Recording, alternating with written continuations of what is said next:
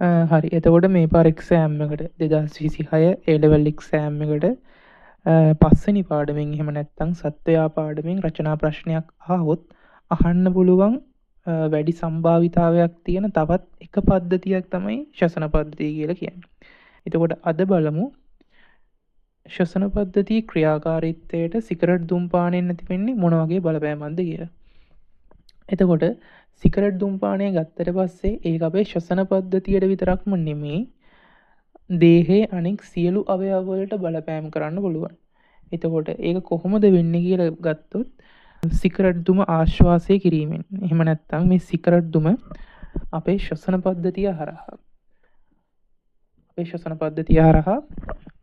රුධිරයට ඇතුල් වෙනවා. ප්‍රධාන වශයෙන් සිගරට් දුමේ තියෙන රසායනික ද්‍රව්‍ය මේ විදිහට ශ්වසන පද්ධතිය ඔස්සේ ගර්ත දක්වා ඇවිල්ලා අවසානයේ සංසරණය වෙන රුධිරයට එකතු වෙනවා. එතකොට මේ රසායනික ද්‍රව්‍ය රුධිරයට එකතු වුණා කියන්නේ අනිවාර්යෙන් මුළු දේහය පුරාම ගමන් කරනවා කියන එක තමයි. එතකොට අන්න එහෙම ගමන් කරලා අපේ ශරීරයේ විවිධ වූ අවයව වලට විවිධාකාරයේ බලපෑම් ඇති කරන්න පුළුවන් මෙන්න මේ කියන සිගරට් දුමේ තියෙන රසායනික ද්‍රව්‍ය වලට. එතකොට මෙන්න මේ හේතුව හින්දා කෙනෙක්ට විවිධ ලෙඩ රෝග හටගන්න පුළුවන් අවදානමත් වැඩි. ඒක හෘද ආශ්‍රිත රෝගයක් වෙන්න පුළුවන්, වකුගඩු ආශ්‍රිත රෝගයක් වෙන්න පුළුවන්, පෙනහළු ආශ්‍රිත රෝගයක් වෙන්න පුළුවන්. ඒ වගේ විවිධාකාරයේ ලෙඩ රෝග හින්දා අවසානයේ ඉක්මනට මිය යාමට උනත් සිදු වෙන්න පුළුවන් මෙන්න මේ කියන සිගරට් ධූම්පානය නිසා. එතකොට සිගරට් දුමේ තියෙන රසායනික ද්‍රව්‍ය කොහොමද හැදෙන්නේ? ඒක තමයි ඊළඟ පොයින්ට් එක. එතකොට මේ සිගරට් එකක් ගත්තොත් ඒකේ ඇතුලේ තියෙනවා දුම් කොළ. මෙන්න මේ ඇතුලේ තියෙන දුම් කොළ දහනය වීමෙන් තමයි මෙන්න මේ කියන රසායනික ද්‍රව්‍ය නිපද වෙන්නේ. එතකොට දුම් කොළ දහණයෙන් රසායනික ද්‍රව්‍ය අඩංගු දුමක් පිට වෙනවා. එතකොට මෙන්න මේ සිගරට් දුමේ මෙන්න මේ කියන රසායනික ද්‍රව්‍ය හින්දා තමයි අපේ ශරීරයට විවිධාකාරයේ බලපෑම් ඇති කරන්නේ. එතකොට මොනවද මේ කියන රසායනික ද්‍රව්‍ය? රසායනික ද්‍රව්‍ය ප්‍රධාන වශයෙන් 4ක් සඳහන් කරලා තියෙනවා රිසෝස් එකේ. ඒවා නිකොටින්, හයිඩ්‍රජන් සයනයිඩ්, කාබන් මොනොක්සයිඩ් සහ පිළිකාකාරක ද්‍රව්‍ය. එතකොට මෙන්න මේ කියන රසායනික ද්‍රව්‍ය මගින් තමයි අපේ ශරීරයට හානි සිදු කරන්නේ. ඊට පස්සේ අපි බලමු මෙන්න මේ කියන රසායනික ද්‍රව්‍ය වලින් මොන වගේ හානිද කරන්නේ කියලා. එතකොට පොදුවේ සිගරට් දුම වගින් මෙන්න මේ දේවල් වෙනවා කියලා කරුණු කිහිපයක් ගැන කියලා තියෙනවා. එතකොට අපි බලමු ඒ මොකක්ද කියලා. එතකොට මෙහෙම තියෙනවා සිගරට් දුම මගින් කලස් සෛල වලින් ශ්ලේෂ්මල ස්‍රාවය උත්තේජනය සහ සිගරට් දුම මගින් ශ්වසන මාර්ගයේ පක්ෂමවල ක්‍රියාකාරීත්වය නිෂේධනය කියලා. එතකොට මෙන්න මේ පක්ෂමවල ක්‍රියාකාරීත්වය නිෂේධනය කියන එක තව සිගරට් දුමේ තියෙන හයිඩ්‍රජන් සයනයිඩ් මගිනුත් කරනවා. එතකොට ඒක මම ඉස්සරහට කියන්නම්. දැන් මෙතන පොදුවේ කියලා තියෙනවා සිගරට් දුම මගින් කලස් සෛල වලින් ශ්ලේෂ්මල ස්‍රාවය උත්තේජනය සහ ශ්වසන මාර්ගයේ පක්ෂමවල ක්‍රියාකාරීත්වය නිෂේධනය කරනවා කියලා. මේ කියන්න කලින් මම පොඩි දෙයක් කියලා ඉන්නම්. අපි ශ්වසන මාර්ගයේ ශ්වාසනාලය ගමුකෝ. එතකොට මේ තියෙන්නේ ශ්වාසනාලය. ශ්වාසනාලය ගත්තට පස්සේ ශ්වාසනාලය කියන්නේ වාතය ගමන් කරන්න පුළුවන් බටයක්නේ. එතකොට මේ බටේ බිත්තිය ගත්තොත්, හැදිලා තියෙන බිත්තිය ගත්තොත්, ඒ බිත්තිය ඇතුළෙන්ම තියෙනවා පක්ෂමදර අපිච්ඡදයක්. මෙන්න මේ පක්ෂමදර අපිච්ඡදේ ඒ කියන්නේ අපිච්ඡද සෛල වලින් හැදිලා තියෙන සෛල ස්තරයක්. ඒ අපිච්ඡද සෛලවල මෙන්න මේ විදියට පක්ෂම අඩංගු වෙනවා.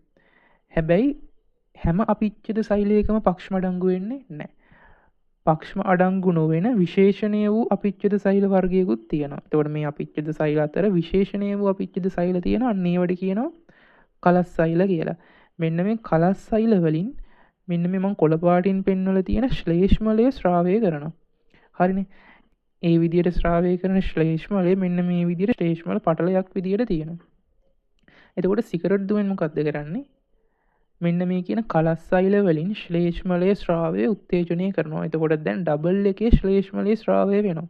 දැන් කලින් ශ්ලේෂ්මලය ස්‍රාවය වුණේ යම් ප්‍රමාණයක්ද ඊටත් වඩා ගොඩක් වැඩි ප්‍රමාණයක් මෙන්න මේ සිගරට් දුමේ බලපෑම හින්දා ස්‍රාවය වෙනවා. ඒ විතරක් නෙමෙයි මෙන්න මේ පක්ෂමවල ක්‍රියාකාරීත්වයත් සිගරට් දුම මගින් නිෂේධනය කරනවා. එතකොට මොකද්ද වෙන්නේ? සිගරට් දුම හින්දා ශ්ලේෂ්මලයක් දැන් වැඩිපුර ස්‍රාවය වෙනවා. පක්ෂම වැඩ කරන්නෙත් නැහැ. එතකොට ඔයගොල්ලෝ අහලා ඇති ශ්ලේෂ්මල ඉහළ නැංවීම කියලා ක්‍රියාවලිය. එතකොට ඒක කරන්නේ මෙන්න මේ කියන ශ්වසන මාර්ගයේ තියෙන පක්ෂමදර අපිච්ඡ දෙන්නේ. පක්ෂමදර අපිච්ඡදේ අඩංගු පක්ෂමවල ක්‍රියාකාරීත්වය මගින් එහෙම නැත්නම් පක්ෂම ඉහළට සැලීම මගින් මෙන්න මේ කියන ශ්ලේෂ්මලය ඉහළට චලනය කරනවනේ.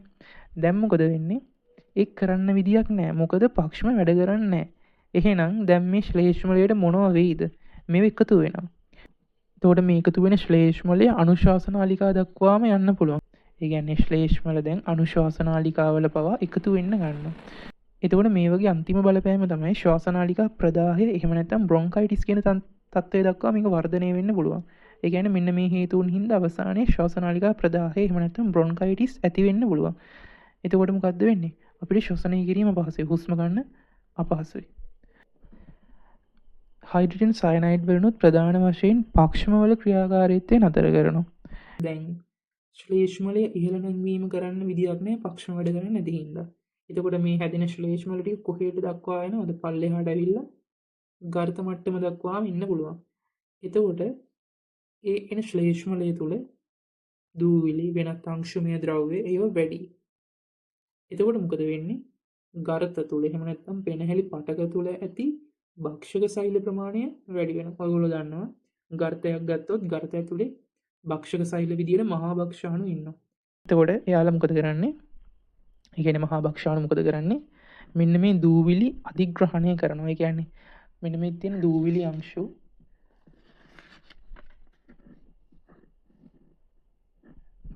මේ විදියට එන දූවිලි අංශු දැන් මම මේ කළු පාටින් පෙන්නලා තියෙන්නේ ඒ දූවිලි අංශු. මොකද මහා භක්ෂාණු මොකද කරන්නේ? මේ දූවිලි අංශු අධිග්‍රහණය මගින් සෛලය ඇතුළට අරගෙන එන්සයිම් ස්‍රාවය කරලා ඒව විනාශ කරනවා. එතකොට මෙන්න මේ මහා භක්ෂාණු වලින් ස්‍රාවය කරන එන්සයිම ගර්ත ආශ්‍රිත මෙන්න මේ කලාපය තුළටත් ගමන් කරනවා. එතකොට දැන් මොකද වෙන්නේ? දූවිලි ඒ වගේ දේවල් ගර්ත ඇතුලේ වැඩි, මහා භක්ෂාණු ක්‍රියාකාරීත්වය වැඩි, මහා භක්ෂාණු වලින් ස්‍රාවය කරන එන්සයිම් ප්‍රමාණය වැඩි. එතකොට මෙන්න මේ එන්සයිම් වලින් අවසානයේ මොකද කරන්නේ? ගර්තික පටක විනාශ කරනවා. දැන් ඔයගොල්ලෝ දන්නවා සාමාන්‍යයෙන් ගර්ත එකට එකතු වෙලා පොකුරක් විදියට නේ තියෙන්නේ අනුශාසනාලිකාව කෙලවර.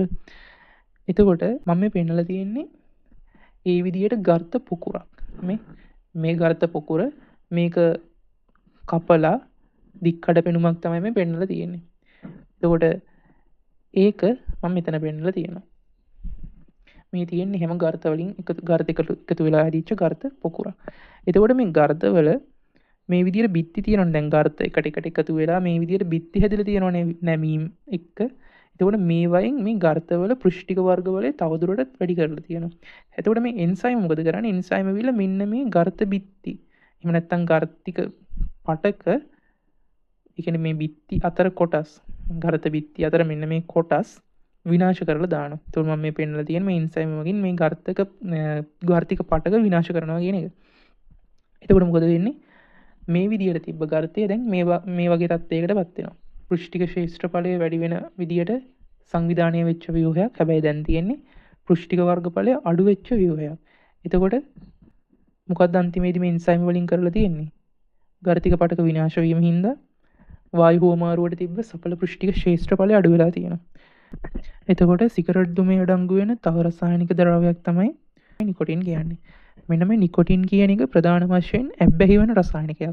එතකොට මෙන්න මේ නිකොටින් හින්දා තමයි කෙනෙක්ට සිගරට් බීම ඇත්තටම නවත්ත ගන්න අමාරු. මේකට හේතු වෙන්නේ මෙන්න මේ නිකොටින් කියන රසායනික ද්‍රව්‍ය අපේ සංසරණ පද්ධතිය ඔස්සේ එහෙම නැත්නම් රුධිරය ඔස්සේ අපේ මොළයට ගිහිල්ලා සිදු කරන බලපෑම් නිසා. එතකොට නිකොටින් මගින් తాවකාලිකව හෘද ස්පන්දන වේගය වැඩි කරනවා වගේම පර්යන්තයේ තියෙන රුධිර වාහිනී සංකෝචනය කරනවා. මෙන්න මේ හේතු සාධක දෙක හින්දා తాවකාලිකව ශරීරයේ රුධිර පීඩනය බ්ලඩ් ප්‍රෙෂර් එක වැඩි වෙනවා. එතකොට හෘද ස්පන්දන වේගය වැඩි වෙනවා කියන්නේ මොකද්ද? සිගරට් බොන කෙනෙක්ගේ මෙන්න මේ නිකොටින් කියන රසායනික ද්‍රව්‍යයෙන් හින්දා සාමාන්‍යයෙන් හෘද ස්පන්දන වේගය වැඩි වෙනවා. ඒක අගයක් විදියට කිව්වොත් උදාහරණයක් විදියට සාමාන්‍ය විනාඩියකට ස්පන්දන 150ක් වගේ ප්‍රමාණයක් දක්වා වැඩි වෙන්න පුළුවන්. ඒ වගේම පර්යන්තයේ තියෙන රුධිර වාහිනී සංකෝචනය වෙනවා. එතකොට මේ දක්වලා තියෙන සාමාන්‍ය අවස්ථාවේ රුධිර වාහිනියක ව්‍යුහය මේ තියෙන්නේ සංකෝචනය වෙච්ච රුධිර වාහිනියක ව්‍යුහය. එතකොට මේ තියෙන්නේ මේ වගේ අවස්ථාවක්. එතකොට දැන් නිකොටින් හින්දා මොකද වුනේ? හෘද ස්පන්දන වේගය වැඩි වුණා. රුධිර වාහිනී සංකෝචනය වුණා. හැබැයි මේ වගේ වෙලාවක් ගත්තම මොකෝ වෙන්නේ? දැන් එන රුධිර ප්‍රමාණයත් වැඩි, ඒ රුධිරය ගමන් කරන්න තියෙන ඉඩ ප්‍රමාණයත් ඇතුලේ තියෙන ඉඩ ප්‍රමාණයත් අඩුයි.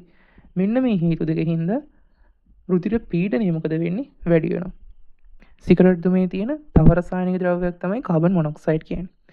එතකොට මේ කාබන් මොනොක්සයිඩ් උත් සාමාන්‍ය විදිහටම ශ්වසන පද්ධතිය ඔස්සේ ආශ්වාසය ඔස්සේ ඇතුළු වෙනවා.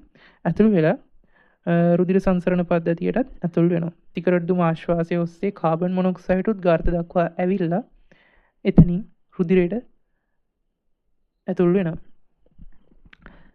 රුධිරයට ආවට පස්සේ මොකද වෙන්නේ? දැන් සාමාන්‍යයෙන් රුධිරයට ඒ කියන්නේ ගර්තවල සිට රුධිරයට විසරණය වෙච්ච ඔක්සිජන් දේහය පුරා අරගෙන යන්නේ රතු රුධිර සෛලවල තියෙන මෙන්න මේ හිමොග්ලොබින් කියන මම මේ කොළ පාටින් දක්වලා තියෙන හිමොග්ලොබින් අණුව. මෙන්න මේ හිමොග්ලොබින් වලට බැඳිලා තමයි ඔක්සිජන් රුධිරයේ ඔස්සේ සංසරණය වෙන්නේ. එතකොට හිමොග්ලොබින් කොහෙද තියෙන්නේ? රතු රුධිර සෛල ඇතුලේ. මෙන්න මේ හිමොග්ලොබින් වලට බැඳිලා තමයි ඔක්සිජන් දේහය පුරා පරිවහණය වෙන්නේ. හැබැයි කාබන් මොනොක්සයිඩ් උත් ආවොත් මොකද වෙන්නේ? ආශ්වාස වාතයේ තියෙන ඔක්සිජන් වලට වඩා මෙන්න මේ කාබන් මොනොක්සයිඩ් තමයි දැන් හිමොග්ලොබින් සමග සම්බන්ධ වෙන්නේ. ඒකට හේතුව මෙන්න මේ හිමොග්ලොබින් වලට වැඩි කැමැත්තක් තියෙන්නේ කාබන් මොනොක්සයිඩ් බඳ ගන්න. ඔක්සිජන් වලටත් වඩා. ඒකයි කියන්නේ හිමොග්ලොබින් සමග ඔක්සිජන් වලට වඩා වැඩි බන්ධුතාවයකින් අප්‍රතිවර්ත්‍ය ලෙස බැඳීම. කවුද? Carbon monoxide. එතකොට මේ විදිහට කාබන් මොනොක්සයිඩ් අප්‍රතිවර්තයව කවුරු එක්ක බැඳිනවද? හිමොග්ලොබින් එක්ක බැඳෙනවා. එතකොට අප්‍රතිවර්තය කියන්නේ ආපස්සට හරවන්න අමාරුයි. ඒ කියන්නේ බැඳුනොත් බොහෝ දුරට බැඳුනම තමයි. ආයේ වෙන් කිරීම අමාරුයි. බෑ නෙමෙයි ගොඩක් අමාරුයි. එතකොට මෙන්න මේකින්ද නිපද වෙන ඔක්සිහිමොග්ලොබින් ප්‍රමාණය. ඒ කියන්නේ හිමොග්ලොබින් එක්ක ඔක්සිජන් බැඳුනම කියන ඔක්සිහිමොග්ලොබින් හැදෙනවා කියලා. දැන් හැදෙන ඔක්සිහිමොග්ලොබින් ප්‍රමාණය අඩු වෙනවා. එතකොට අපේ රුධිරයේ ඔක්සිජන් පරිවහණය මොකද වෙන්නේ? අඩු වෙනවා. ඊට පස්සේ බලමු පිළිකාකාරක ද්‍රව්‍ය කොහොමද බලපාන්නේ කියලා. එතකොට සිගරට් දුමේ තියෙන තව රසායනික ද්‍රව්‍යයක් තමයි පිළිකාකාරක ද්‍රව්‍ය. එතකොට පිළිකාකාරක ද්‍රව්‍ය විශාල සංඛ්‍යාවක් සාමාන්‍ය සිගරට් දුමේ අඩංගු වෙනවා. එතකොට මෙන්න මේ සිගරට් දුමට නිරාවරණය වුණාම ඒක දීර්ඝකාලීනව වෙන්න ඕන දෙයක්. දීර්ඝකාලීනව මෙන්න මේ සිගරට් දුමේ තියෙන පිළිකාකාරක ද්‍රව්‍ය වලට නිරාවරණය වුණාම මෙන්න මේ ශ්වාසනාලිකාවල ඇතුළත ආස්තරණයේ තියෙන ශ්වාසනාලිකා අපිච්ඡදේ සෛල ගුණණය වේගවත් වෙනවා. වේගවත් වෙලා මෙතන අසාමාන්‍ය විදියට සෛල ස්කන්ධයක්, ඒ කියන්නේ සෛලවල එකතුවක් ඇති වෙනවා. හොඳට මතක තියාගන්න මේවත් පිළිකා සෛල බවට තාමපත් වෙලා නැහැ. හැබැයි මේ විදියට සෛල වර්ධනය හින්දා කාලයත් එක්ක මේකෙන් සමහර සෛල පිළිකා සෛල බවට පත් වෙන්න පුළුවන්. පිළිකා සෛල බවට පත් වුණොත් ඒවා මෙන්න මේ ශ්වසන මාර්ගය ඔස්සේම වෙනත් කොටස් වලට ගිහිල්ලා ඒවට පැතිරෙන්නත් පුළුවන්. එහෙම නැත්නම් ඒ පිළිකා සෛල බවට පත් වෙච්ච සෛල සංසරණය වන රුධිරයට එහෙම නැත්නම් රුධිර වාහිනියකට ගියොත් ශරීරයේ අනිත් අවයව වලටත් මෙන්න මේ කියන පිළිකාව ව්‍යාප්ත වෙන්න පුළුවන් හැකියාවක් තියෙනවා. හරිනේ. එතකොට පිළිකාකාරක ද්‍රව්‍ය වලින් කරන්නේ සිගරට් දුමේ අඩංගු පිළිකාකාරක ද්‍රව්‍ය වලින් අන්න ඒ වගේ බලපෑමක් තමයි ඇති කරන්නේ. එතකොට හොයාගෙන තියෙනවා අද වෙනකොට ලෝකේ පෙනහැලි පිළිකා වලින් 90%කටම හේතුව සිගරට් දුම. ඒ කියන්නේ පෙනහැලි පිළිකා හැදිච්ච මිනිස්සු 100 දෙනෙන් ගත්තොත් ඒ 100 දෙනාගෙන් 90%කටම මෙන්න මේ පෙනහැලි පිළිකාව හැදලා තියෙන්නේ මෙන්න මේ සිගරට් දුම් වල බලපෑම හින්දා. එතකොට මේ විදියට හොඳට මතක තියාගන්න මේ විදියට කැන්සර් එකක් එහෙම නැත්නම් පිළිකාවක් හැදෙන්න නම් අනිවාර්යෙන් මෙන්න මේ කියන රසායනික ද්‍රව්‍ය වලට දිගු කාලීනව නිරාවරණය වෙලා තියෙන්න ඕන. හරිනේ. එතකොට සිගරට් දුමෙන් ඇතිවන මෙන්න මේ බලපෑම වෙන්න පුළුවන් සිගරට් බොන කෙනාට විතරක් නෙමෙයි. සිගරට් බොන තැනක හිටියත් මේ දේ වෙන්න පුළුවන්. මේ දේවල් වෙන්න පුළුවන්. එතකොට ඒකට කියනවා අක්‍රීයව සිගරට් දුම පානය කරන අයටත් මේ කියන සියලු තත්ත්ව ඇති වෙන්න පුළුවන්. මේ නෝට් එකේ ෆොටෝස් ටික මම ටෙලිග්‍රෑම් ගෲප් එකක් හදලා හරි WhatsApp ගෲප් එකක් හදලා හරි එකට දාන්න. එතකොට ඔයගොල්ලොන්ට එකෙන් බලා ගන්න පුළුවන්. හරි ඔය ටික තමයි. එතකොට හොඳයි කියලා හිතෙනවා නම් වීඩියෝ එකට ලයික් එකක් දාන්න, channel එක subscribe කරලා තියාගන්න. අනිවාර්යෙන් ඔයාගේ අදහසත් කියන්න. හොඳද නරකද කොහොමද කියලා ඔයාගේ අදහස අනිවාර්යෙන් කමෙන්ට් එකක් දාගෙන යන්න. හරි